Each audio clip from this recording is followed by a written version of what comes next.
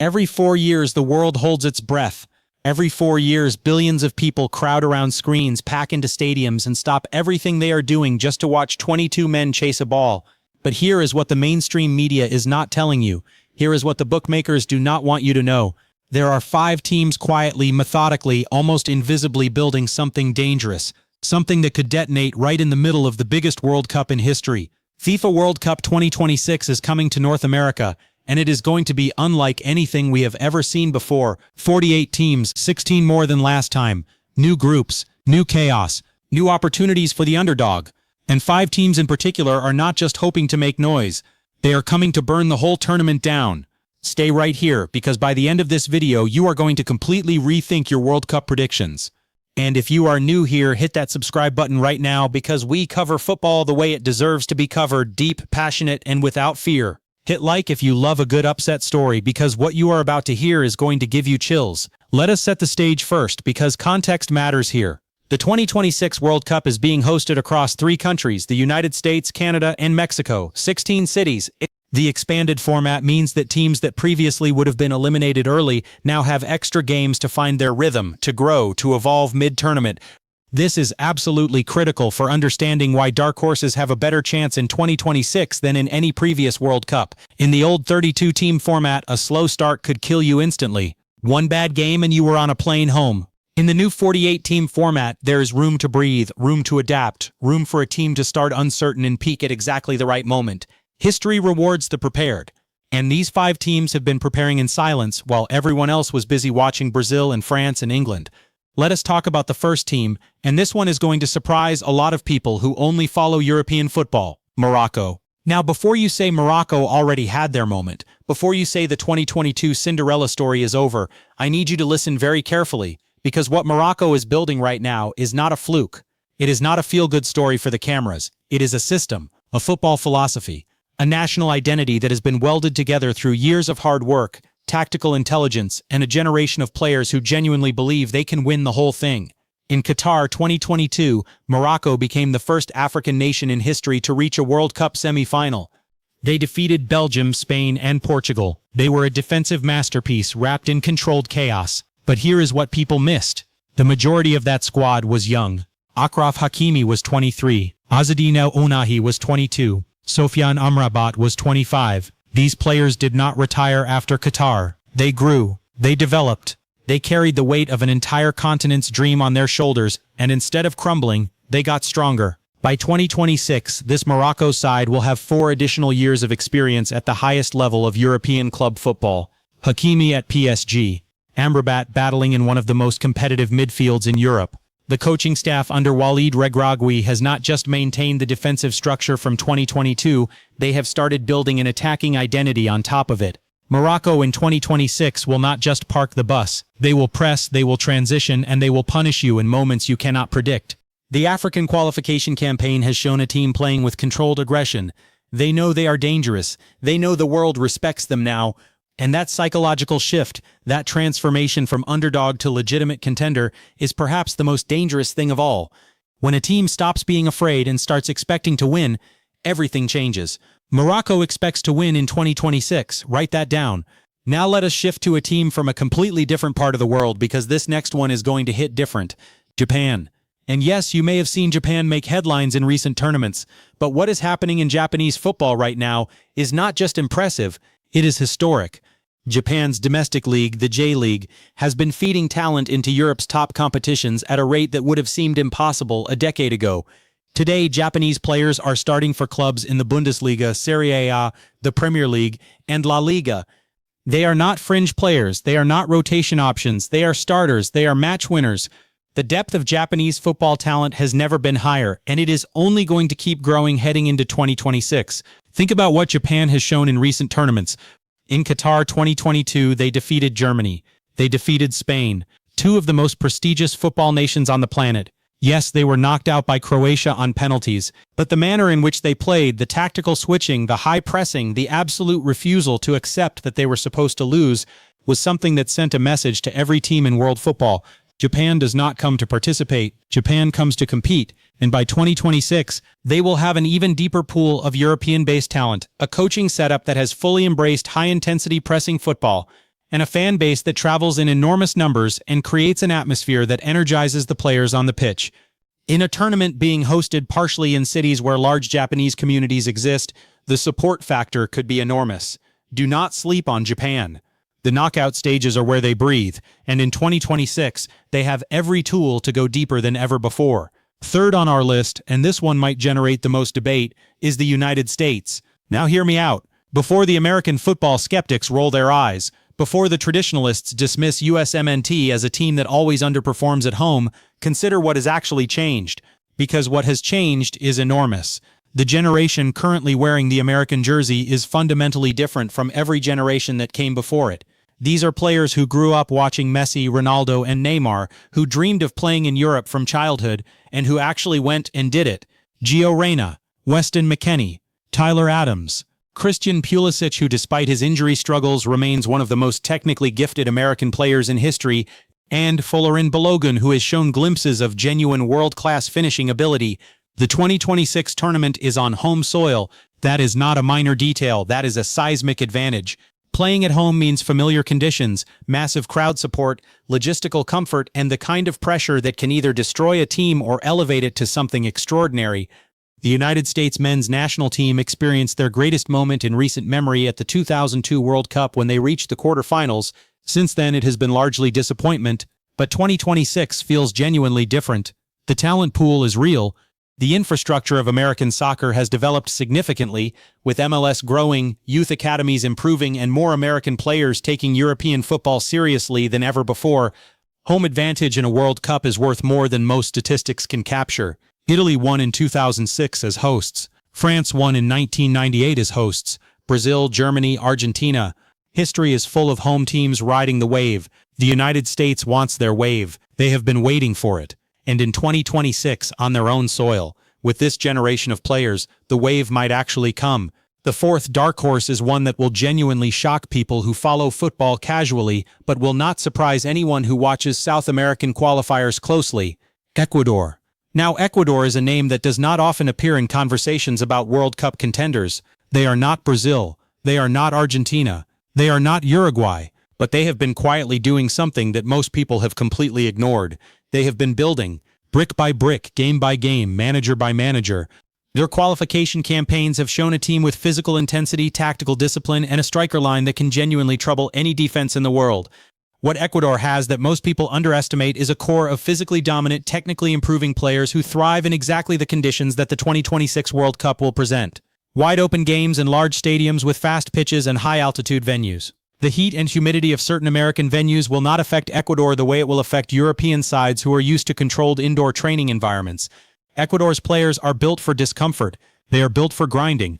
They are built for the kind of football that the knockout stages demand, where tactics eventually give way to pure will and athletic dominance. Their 2021 Copa America performances showed flashes of something real. Their World Cup qualifying form showed consistency, and their young striking talent is only going to be sharper and more experienced by the time 2026 arrives. Ecuador as a quarter-finalist is not a fantasy. It is a genuine possibility that every group stage opponent should fear. And now we come to the fifth team, the one that has been building the most quietly of all, the one that the analytics community is starting to notice but that mainstream football conversation has not caught up to yet. Portugal. Now wait, you might say, Portugal is not a dark horse. Portugal has Ronaldo. Portugal is a giant. But consider this. If Cristiano Ronaldo is not at the 2026 World Cup, or if he is playing a reduced role at 41 years old, what Portugal becomes is something potentially more dangerous, not less.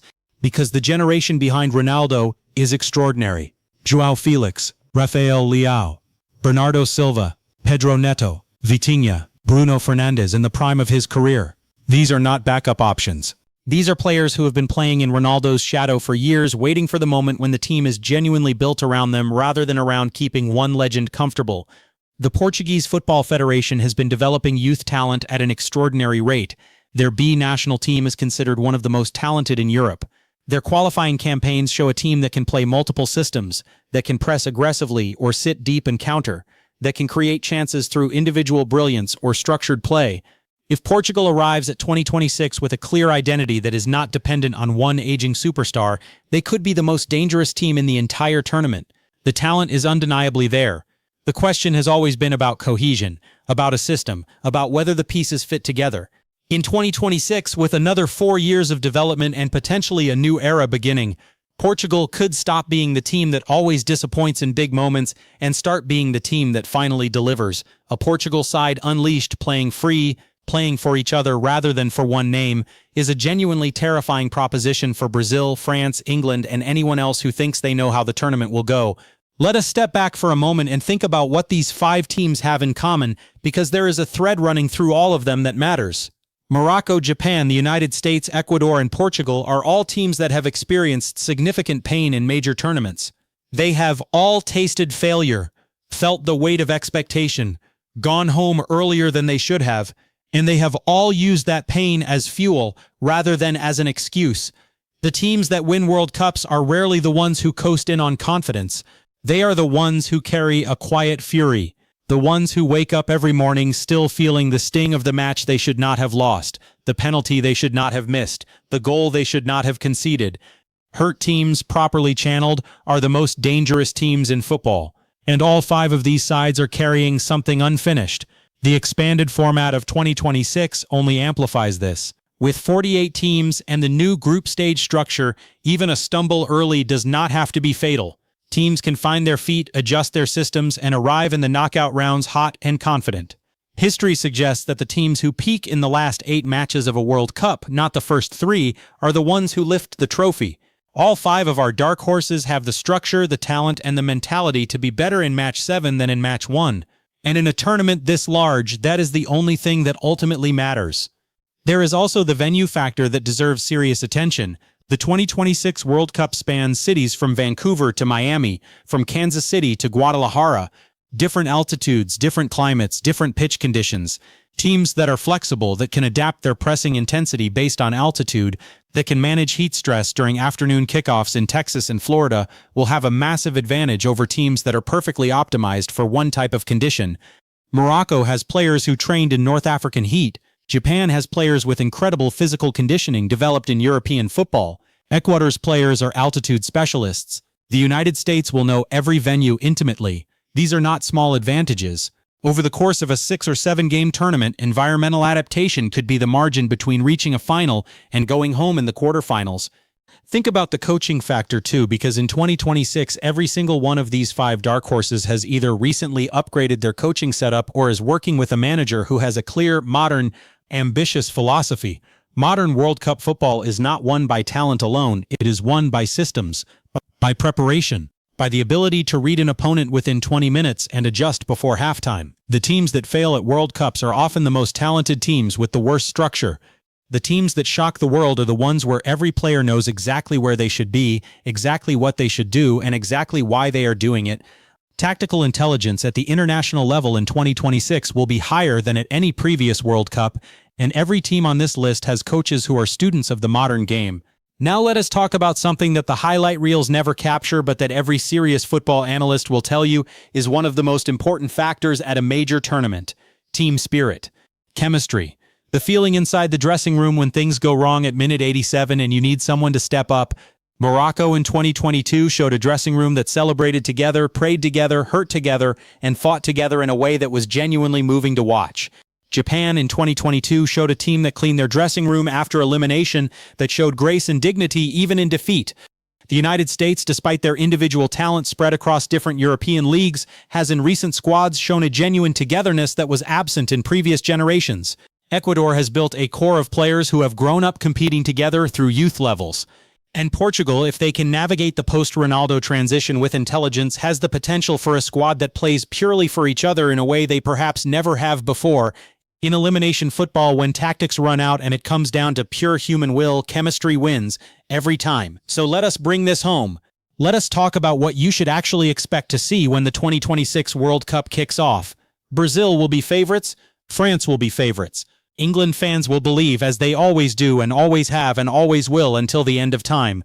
Argentina will arrive as defending champions, carrying the ghost of Messi's greatest triumph. Germany will be rebuilding in Hungary. Spain will be slick and dangerous. These are all real threats. Nobody is dismissing them. But the history of World Cups is not written by the favorites. It is written by the moments nobody saw coming. Diego Maradona's hand of God, South Korea eliminating Italy and Spain in 2002, Greece winning Euro 2004, Iceland defeating England. These moments exist because football is not a spreadsheet, it is not a simulation. It is 22 human beings on a pitch, in front of millions of screaming fans under pressure that most of us cannot even imagine, making decisions in fractions of seconds. And in that environment, a dark horse with nothing to lose and everything to gain is the most dangerous creature in sports. Morocco could become the first African nation to reach a World Cup final. That sentence deserves to be said out loud. Say it. The first African nation to reach a World Cup final. If it happens, and the talent and structure suggest it genuinely could, it will be one of the greatest sporting stories ever told. Japan could become the first Asian nation to reach a World Cup semi-final. Again, they have done it once, they know the path. The United States could give their country a moment that changes American football forever. A home World Cup final, even a home semi-final, would do for soccer in America what the 1994 World Cup began and what this generation of players was born to complete. Ecuador could shock a South American giant and prove that their continent's talent extends far beyond 2 or 3 names. And Portugal could finally cash in on 20 years of extraordinary individual talent and give themselves and their fans the tournament they have always deserved.